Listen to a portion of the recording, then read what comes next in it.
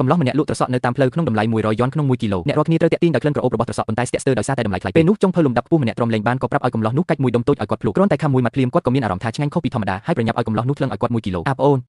អសល់ប៉ុន្មានគុំតាន់អាលក់ចាំប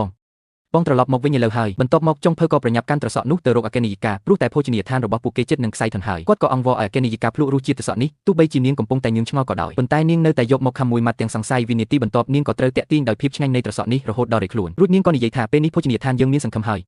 នាងក៏ប្រញាប់ឲ្យចុងភៅនាំទៅរកម្ចាស់តុបនោះដើម្បីទិញត្រសក់ទាំងអស់តាមពិតទៅកំឡោះនេះគ្រាន់តែជាកសិករម្នាក់ប៉ុណ្ណោះថ្ងៃនេះគាត់បានស្រក់ញើសលើបន្តោងយុទ្ធការដំពូជដោយចៃដន្យវិនាទីបន្ទាប់គាត់ក៏ត្រូវបាននាំចូលទៅក្នុងលំហនៃបន្តោងយុទ្ធការហើយបានរកឃើញថាមានកូនស្រះទឹកវេទមន្តដ៏ខ្លាចឆ្វេងកំឡោះនោះក៏នឹកឃើញគំនិតមួយសាកល្បងយកទឹកនោះមកស្រោចត្រសក់ហើយវិនាទីបន្ទាប់អភូតហេតុក៏កើតឡើងមិននឹកស្មានថាទឹកវេទមន្តនេះមិនត្រឹមតែអាចធ្វើឲ្យរុក្ខជាតិលូតលាស់លឿនទេថែមទាំងអាចបញ្ចេញផ្លែភ្លាមទៀតផងគាត់ក៏សាកភ្លក់មួយម៉ាត់ទាំងមិនគួរឲ្យជឿព្រះអើយវាឆ្ងាញ់ជាងធម្មតារាប់សិបដង